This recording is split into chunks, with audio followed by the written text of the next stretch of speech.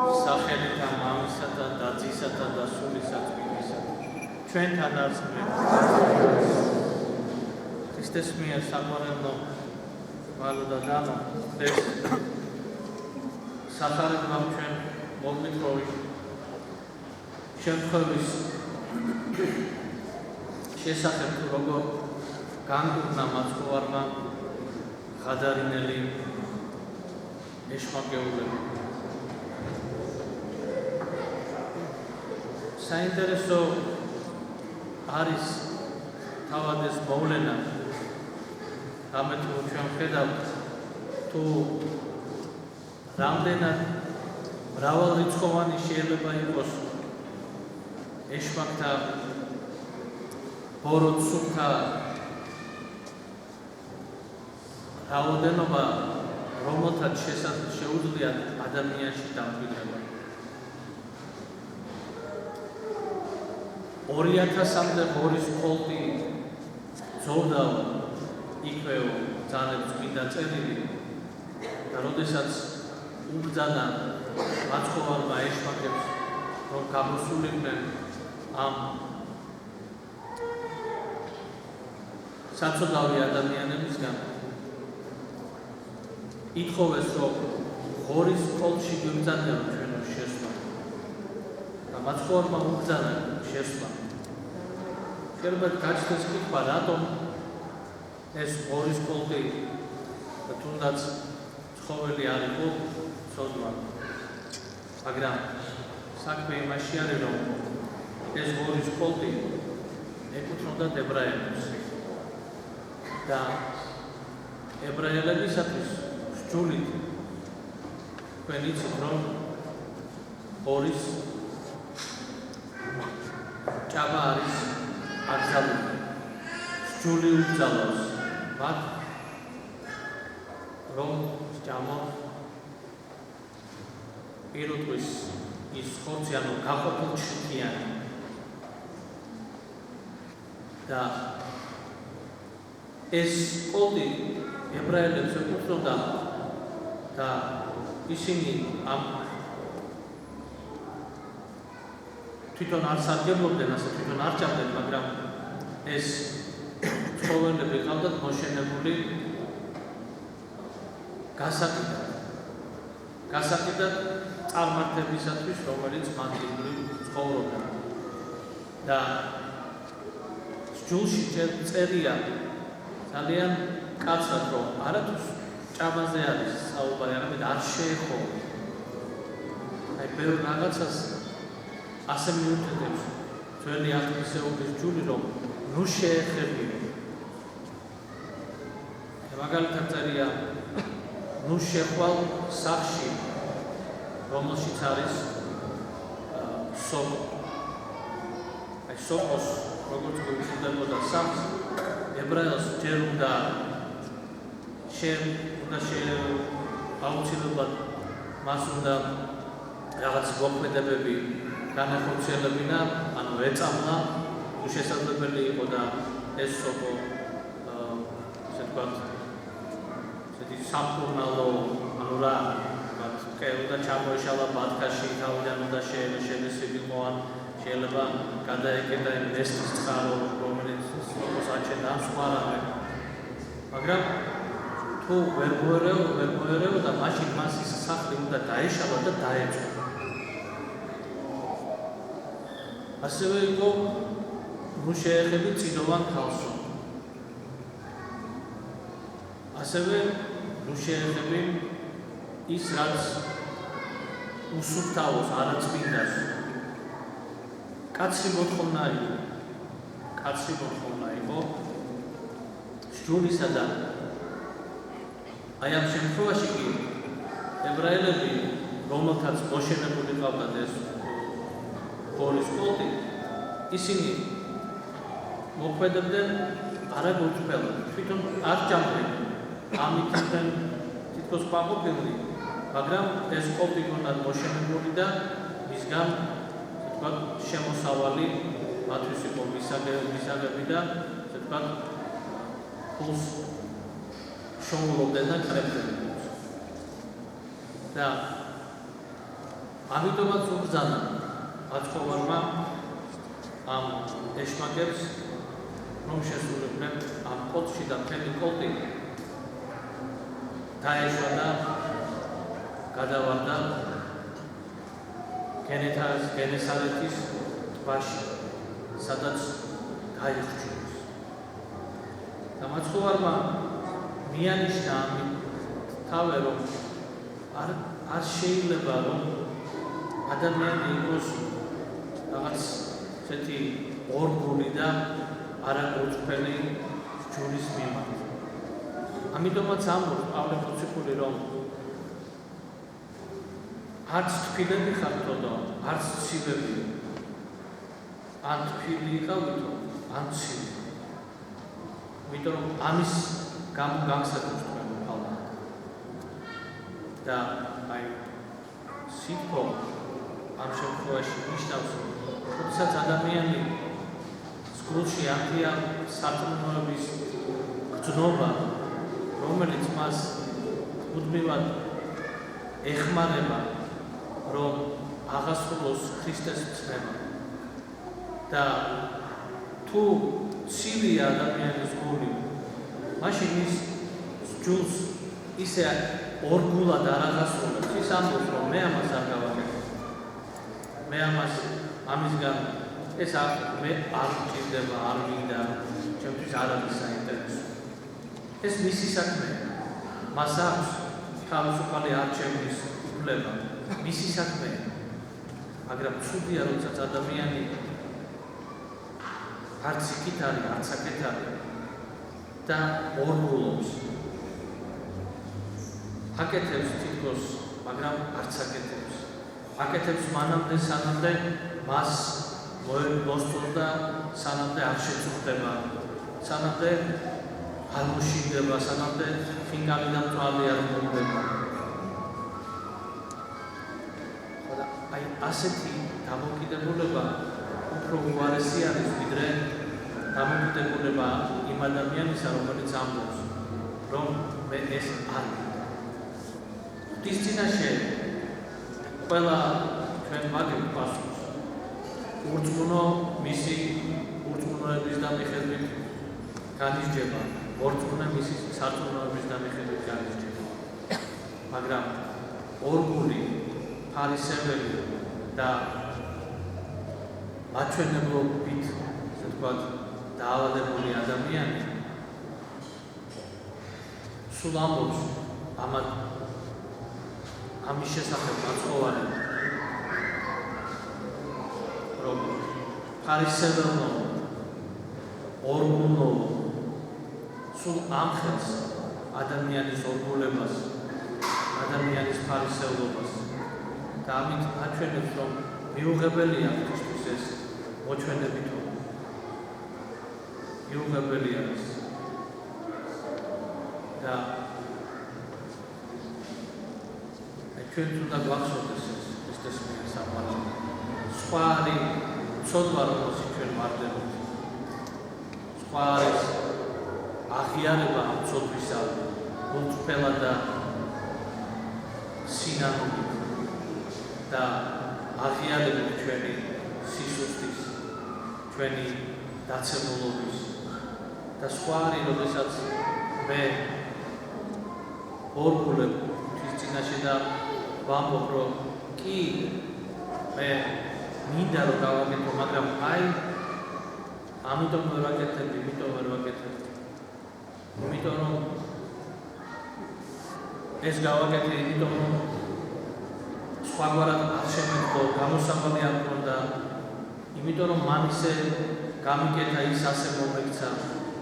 და როდესაც ჩვენ ვიწყებთ თავის გამართლებას, მაშინ ყველაზე უფრო არასასურველ მდგომარეობაში ვდგებით ღვთის წინაშე. ვასილი დიდი ამბობს თავის კანონში,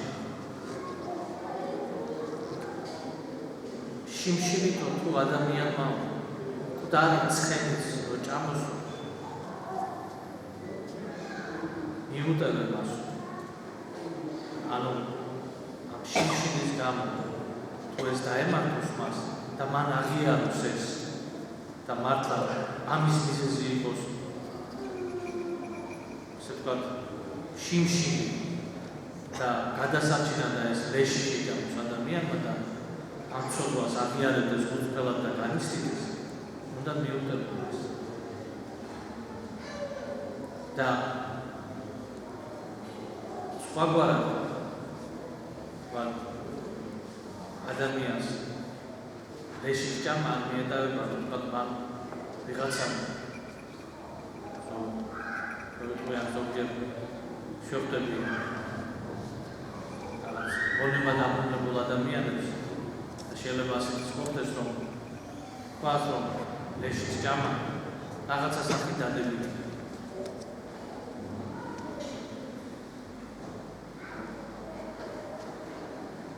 ამიტომაც აი ქრისტეს მიერ საყვარელო ჩვენს გვახსოვდეს რომ არ უნდა ვიყოთ ის წინაშე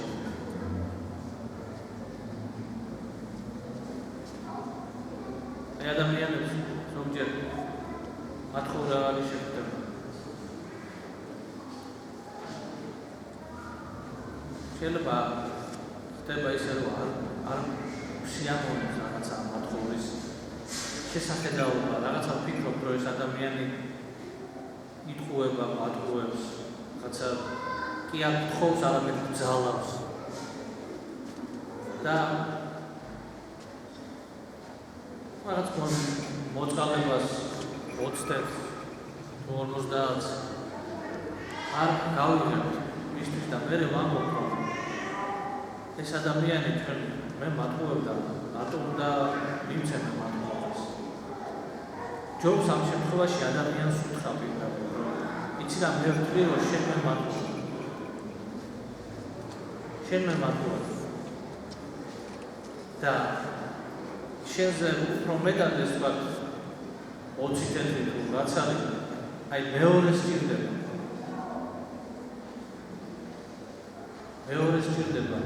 და მე მაგას ვიცი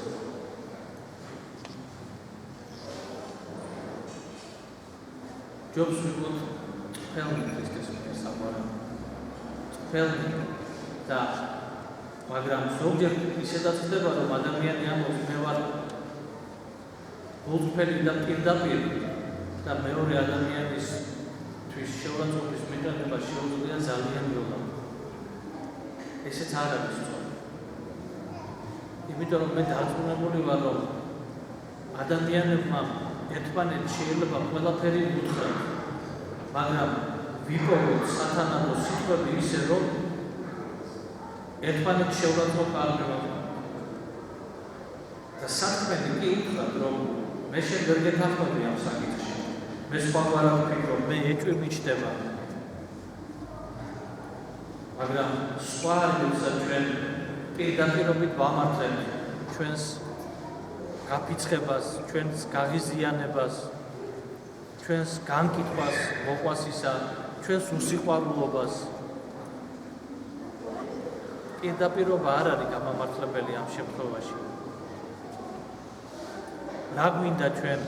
გვინდა რომ ადამიანი შეიცვალოს და ის რაც ჩვენ არ მოგვყავ, რაც მას ეშლება, ჩვენ კი არ მოგვყავს, არამედ რაც მას ეშლება, ის მასში გამოსწორდეს თუ ის გვინდა რომ ჩვენ რაც ვფიქრობ და რაც ჩვენ ვაღაზიანებს ის ყველაფერი გამოთქვა.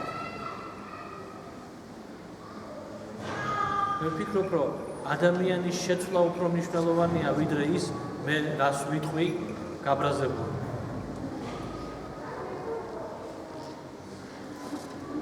და ამიტომაც ვახშობდეს ქრისტეს მიერ საყვარელმა რომ ჩვენ ზუსტად ამის გამო რომ ორგულები არ აღმოჩნდეთ ნებსით თუ ნებლიეთ ყოველთვის უნდა ვაკვირდებოდეთ ჩვენ სულში მიმდინარე პროცესებს რას გძნობ ახლა მე წმინდა მამები ამბობენ თუ შენ გძნობ გაღიზიანებას შენი ძმის მიმართ და შენი გაღიზიანება გეჩვენება სამართლიანი შეიძლება ის ტყუის რაღაც დააშავა სანამდე გაღიზიანებული ხარ, ჯობს ნურაფერს მოეთქვი მასო. იმიტომ რომ გაღიზიანება მაჩვენებელი არის ჩვენ შიგნით რაღაცა მოუთმენლობის, განკითხვის და არა სურვილის იმისა, რომ ჩვენ მაგარ შეიცვალოს გამოსწორდეს.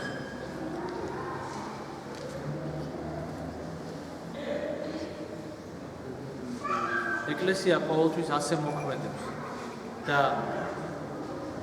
თუ ეძლევა ადამიანს რაიმე სასჯელი საეკლესიო ედება, ეს იმიტომ კი არ სასჯელი ამას პირობითად ქვიათ, ძალიან პირობითად.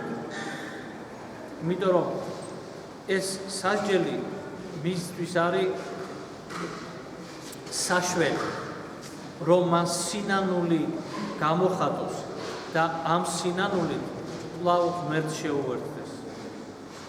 ცოდვის გამო, რაღაცა არასწორი ქმედების გამო.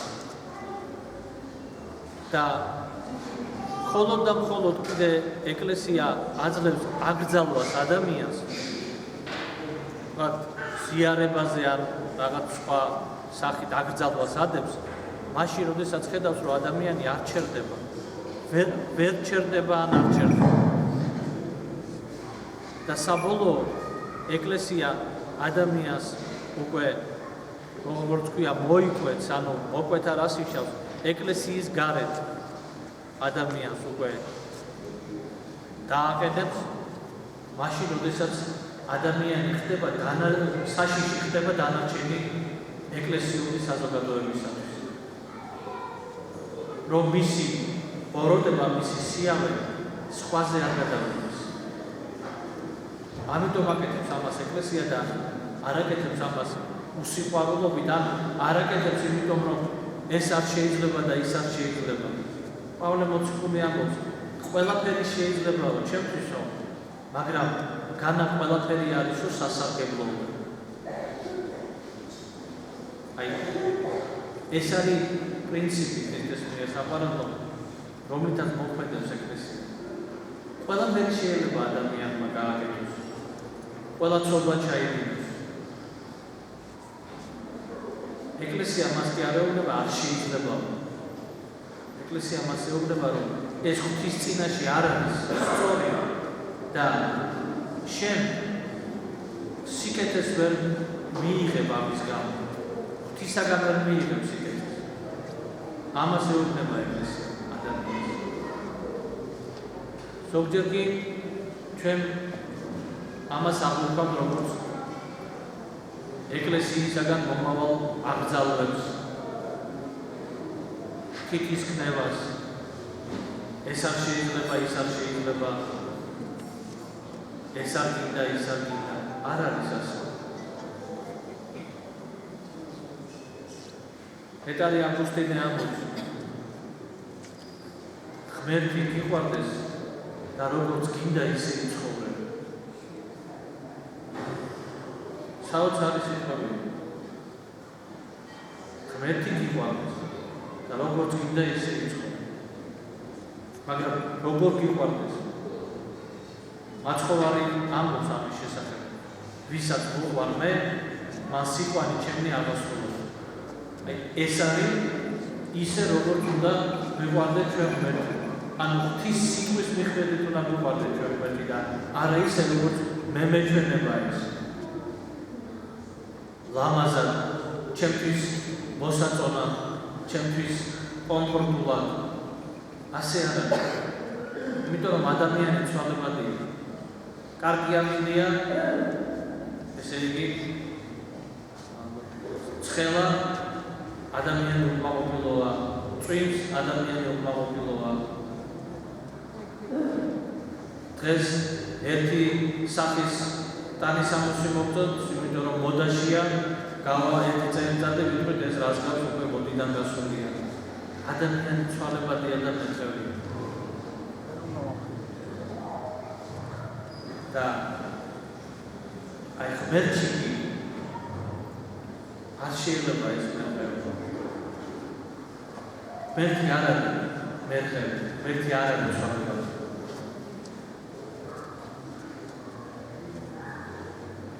თუ მithles მარხვაში არ ჯამო წვადიო შეგი რა მინდა მე ეკლესიაში ზოგი ასე ამიძახის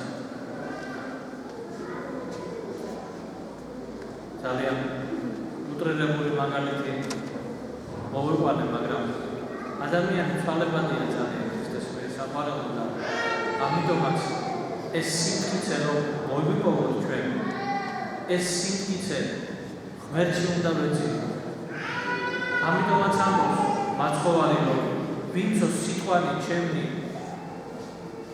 ყოსო ემსგავსოს ადამიანს რომელმაც სახლი თვისი ააშენა კლდეზეო და მოვიდოსო წაღონა და სახლს ძვრავერ უყოსო ხოლო ვინცო სიტყვანი ჩემი არ აღასრულოსო ემსგავსება ადამიანს რომელმაც სახლი თავისი ააშენა ქვიშაზეო მოვიდეს წაღონა და ეს სახლი დაიშლება და დაეცემა ზუსტად ღვთის სიტყვის აღსრულება ეს არის პირველად ნიშანი ჩვენი სიყვარულის ღვთის მიმართ და მეორე ეს არის ის სიმტკიცე ჩვენს ცხოვრებაში რომელზედაც ჩვენ შეგვიძლია დავაბრუნოთ მთელი ჩვენი ცხოვრება ჩვენი ფიქრები, ჩვენი მისწრაფებები, ჩვენი აზრები, ჩვენი ქმედებები და ყველაფერი ეს იქნება მტკიცე და გამტკიცებული ღვთის სიტყვით და ღვთის მადლით რაც თავარია და ეს იქნება საწინდარი ჩვენი ცხოვრების ეს იქნება საწინდარი ჩვენი ღმერთთან დამკვიდრებისა და ღვთის მადლის მოპოვებისა არა მარტო ჩვენთვის არამედ ჩვენი საყვარელი ადამიანებისათვის მერტმა ყველას მოგცეს ამის სიბრძნე და ამის ძალა. მინდა გითხრათ, რომ უკვე დასასრულს ახლოვდება პეტრე პავლოვის მართვა. ჩვენ ოთხშაბათს აღნიშნავთ პეტრე პავლობას. არ ახსენებს პეტრე პავლობა. ავიხსენებ ხუთშაბათს 12 მოციქულის ხსენების დღეს და პეტრე პავლოვის მსახურება საკათედრო ტაძარში გვექნება ღამისთელი მსახურებას დავიწყებ 9 საათს. მერტმა დავდოთ ქრისტეს საყვარელო ის მადლი და წყალობა.